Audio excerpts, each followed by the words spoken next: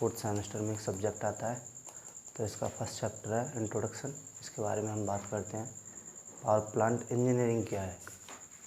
Power plant engineering we study about fuel used. हम पढ़ेंगे ईंधन खर्चे के बारे में, पावर शक्ति उत्पादन के बारे में और इसकी साइकिल के बारे में, कैसे फ्यूल से एनर्जी बनाई, एनर्जी से फिर कैसे पावर बनाई।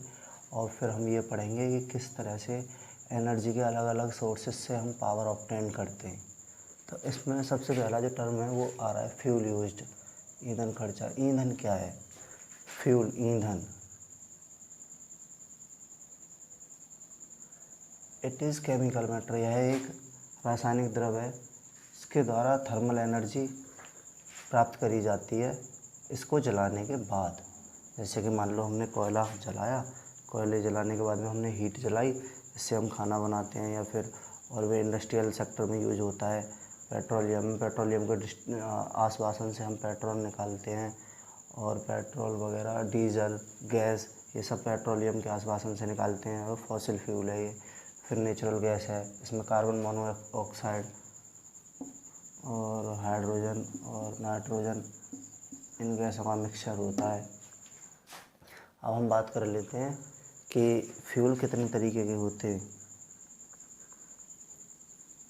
बेसिस ऑफ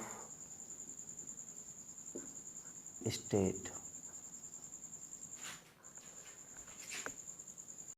फ्यूल को स्टेट के हिसाब से क्लासिफाई करते हैं। तो 3 स्टेट में बांटा जाता है। Solid state, liquid state, gas state. Solid state में आता है कोयला आता है और लकड़ी आती है, लकड़ी से कोयला प्राप्त किया जाता है। तो हम कोयले को कैसे याद करेंगे? एक ट्रिक है, AB लिपि। इसके हिसाब से हम कोयले की क्वालिटी और मतलब कोयले के नाम याद कर सकते हैं। जैसे कि AB लिपि, तो A से जो है एंथ्रासाइट हो गया, B से हमारा बिटुमिनस हो गया और लिंग से लिग्नाइट हो गया और P से पिट हो गया। तो एंथ्रासाइट के अंदर जो है 80 to 85% कार्बन होता है और पीट के अंदर जो है 50 to 60% कार्बन होता है। और एक हमारा लिग्नाइट होता है, इसके अंदर 65 to 70% कार्बन होता है और बिटुमिनस के अंदर 70 to 80% होता है। फिर उसके बाद में आदमी ने अपनी टेक्नोलॉजी लगाई। तो मैन मेड जो कोयला होता है वो 2 तरीके का होता है। नंबर 1 होता है चारकोल और फिर होता है कोक। ये कोयला कोई हीटिंग देके अलग स्टेज पे, यानी कि हमने कोयला लिया, इसको हीटिंग दी, ये फिर 2 लेवल में बन जाता है, चारकोल और कोक, हीट से बनता है ये। अब बात कर लेते हैं पेट्रोलियम की लिक्विड स्टेट में। पेट्रोलियम क्या है?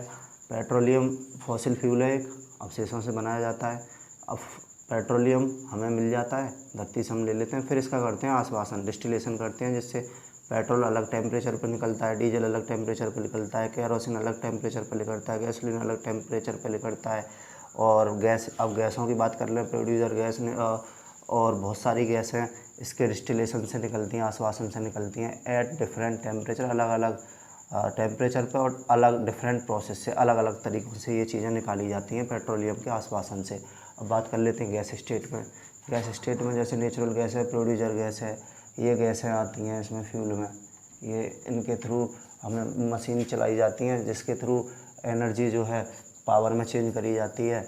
और जैसे कि अब हमने देखा था फ्यूल में, देखा था कि फ्यूल जो है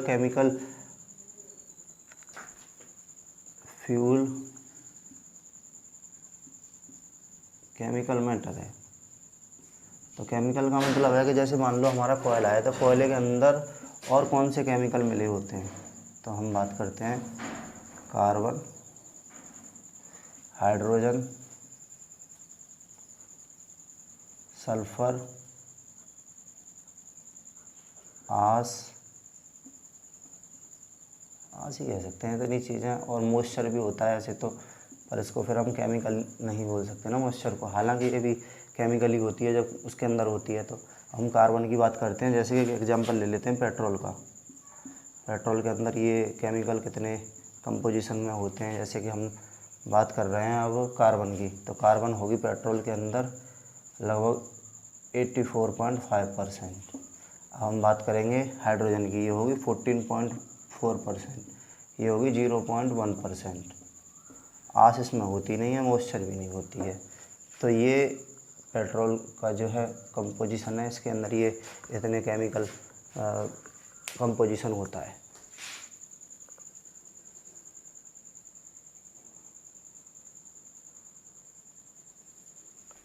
तो दोस्तों हम बात करते हैं, हमने फ्यूल पढ़ लिया है। फ्यूल से हम एनर्जी प्राप्त करते हैं और एनर्जी से पावर। तो हम बात करते हैं एनर्जी की। जैसे कि फ्यूल है, मान लो हमारे पास कोल है, कोल को हमने जला लिया, जलाने के बाद में इससे फिर हमने थर्मल एनर्जी प्राप्त करी, और जो है थर्मल एनर्जी से फिर हमने इसको इलेक्ट्रिक पावर में बदल दिया। कैसे? जैसे थर्मल एनर्जी है, मान लो थर्मल एनर्जी हमने किसी प्राइम मूवर को दी। प्राइम मूवर यानी कि इंजन है, आपके घर में भी होता है। इससे मान लो हमने जनरेटर कनेक्ट कर दिया। प्राइम मूवर जो है जनरेटर को मूव कर रहा है, और जनरेटर को मूव करने के बाद में जनरेटर सीधा जो है इलेक्ट्रिकल पावर दे रहा है हमें। तो इसी तरह हम बात करते हैं कि एनर्जी क्या क्या टर्म है, एनर्जी क्या है। तो बात कर लेते हैं एनर्जी के बारे में।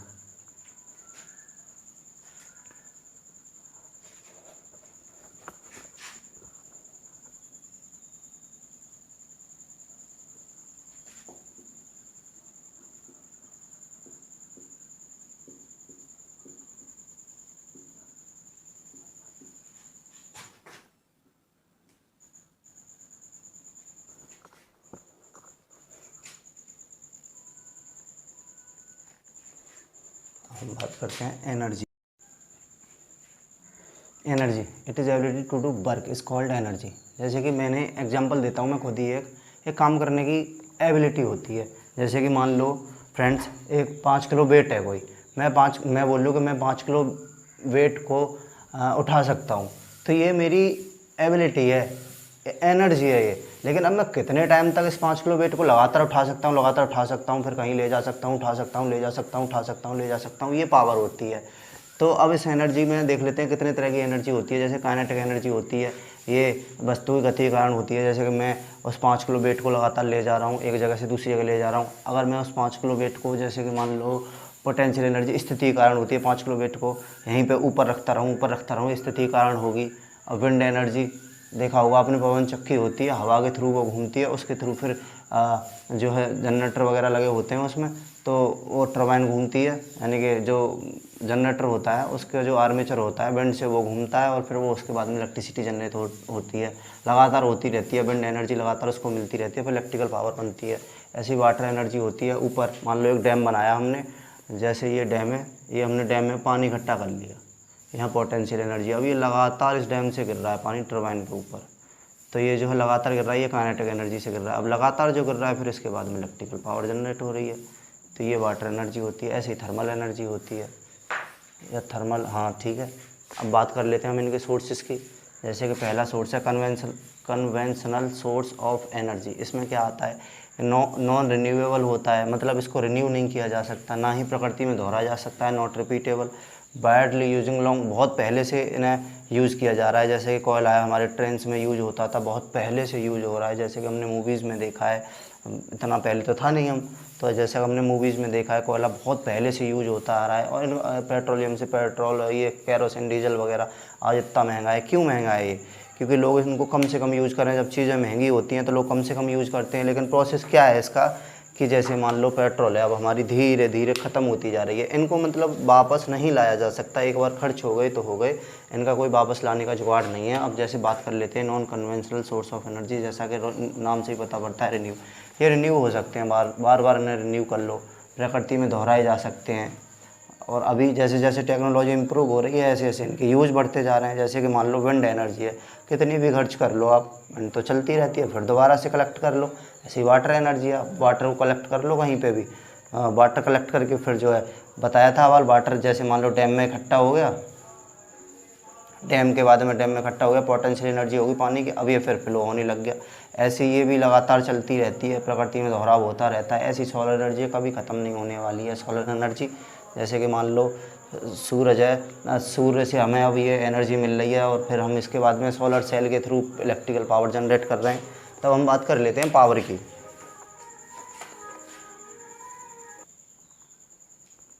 तो फ्रेंड्स अब हम पावर की बात कर लेते हैं। पावर क्या है? The rate of flow of energy is called power. जैसे कि मैंने बोला था मैं 5 किलो वेट उठा रहा हूँ, ये मेरी एनर्जी है, लेकिन मैं इस 5 किलो वेट को अब यहाँ मान लो ए पॉइंट से उठा के बी पॉइंट तक लगातार ले जाता रहूँ, यहाँ से यहाँ, यहाँ से यहाँ, यहाँ से यहाँ, यहाँ से, मान लो कि अब मैं 5 किलो वेट यहाँ से यहाँ ले गया, तो ये मेरी पावर है। एक टाइम हो गया, यहाँ से मैं लेके जा रहा हूँ, यहाँ से यहाँ पे लेके जा रहा हूँ इसको मैं, फिर हम कह सकते हैं वर्क डन हो गया। तो मैं 5 किलो वेट को उठा के ले जा रहा हूँ बार बार। एक यहाँ से, जैसे कि मान लो सन है हमारा, ये सन से रेडिएशन आ रही है, इस पर हीट पड़ रही है, लगातार इसको एनर्जी मिल रही है सोलर पैनल को हीट के थ्रू। रेडिएशन पड़ी, इस पर सोलर पैनल पे पड़ी, सोलर पैनल ने एनर्जी ली, हीट एनर्जी ली, सोलर एनर्जी ली, सोलर एनर्जी को फिर इसके बाद में इसने इलेक्ट्रिकल पावर में जनरेट कर दिया, क्योंकि लगातार एनर्जी फ्लो हो रही है ना, लगातार हीट एनर्जी मिल रही है, इसको सोलर एनर्जी मिल रही है। सोलर एनर्जी मिलने के बाद में इसने यहाँ पे इलेक्ट्रिकल पावर जनरेट कर दी। तो ये जो है एनर्जी होती है। अब इसकी यूनिट की बात कर लेते हैं। पावर, एनर्जी और वर्क अपॉन टाइम। जैसे कि वर्क होता है किसी एक डिस्टेंस के थ्रू हम किसी काम को करते हैं, या फिर हम कह सकते हैं किसी चीज़ को हम एक वर्क के मतलब एक टाइम के थ्रू उठा के रखते हैं तो वर्क होता है वहाँ पे। जैसे कि जूल अपॉन सेकंड, तो ये इसकी यूनिट हो गई। और एक वाट यूनिट होती है इसकी, जैसे कि एनर्जी की जूल हो गई, टाइम जो है सेकंड हो गया, वाट भी यूनिट होती है। और भी कई बड़ी यूनिट होती हैं, किलोवाट, मेगावाट। तो हम इनके रिलेशन के बारे में बात कर लेते हैं कि पावर और एनर्जी, यहाँ पावर आती है वहाँ एनर्जी आती है इलेक्ट्रिकल सेक्टर में। तो जैसे कि अब हम बात करें इसके, जैसे कि पावर बराबर W/T लिख सकते हैं, ठीक है। ये बात क्लियर हो चुकी है यहाँ पे, P बराबर वर्क अपॉन टाइम, ठीक है। अब हम बात कर लेते हैं वोल्टेज। जैसे 100 वोल्ट है, मान लो हमारी रूफ पे सोलर पैनल रखा है और इस 100 वोल्ट को हम नीचे अपने घर में कोई अप्लायंस चलाने के लिए ला रहे हैं, फ़ैन वगैरह, ठीक है। तो 100 वोल्टेज को A से B पॉइंट तक हमें लाना है। तो जो है मान लो Q कूलम है यहाँ पे, ठीक है। Q कूलम को नीचे तक ला रहे हैं, ठीक है। तो हम Q कूलम पे काम कर रहे हैं, तो हम कह सकते हैं, जैसे कि मान लो वोल्टेज ही ले लो, वोल्टेज ने कितना वो किया है, तो W/Q, यानी Q कूलम पे हम काम कर रहे हैं, ठीक है। तो हम यहाँ से निकाल लेते हैं वर्क डन BQ। तो हम इस इक्वेशन में मान लो रख देते हैं इसको, P बराबर BQ/T।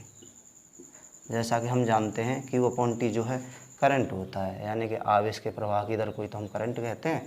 I बराबर Q/T हो गया। तो हम यहाँ क्या रख सकते हैं, BQ/T की जगह लिख सकते हैं हम I, तो B और I हो गया पावर। अब इसकी और एक और यूनिट हो गई, मान लो P बराबर VI है, तो क्या हो गया, वोल्टेज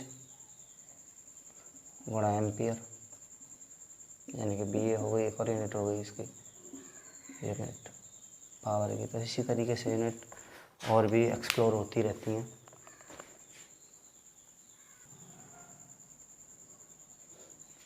अब हम जो एनर्जी हैं उनको डिटेल में पढ़ लेते हैं। जैसे कि अब हम बात करते हैं वाटर एनर्जी की।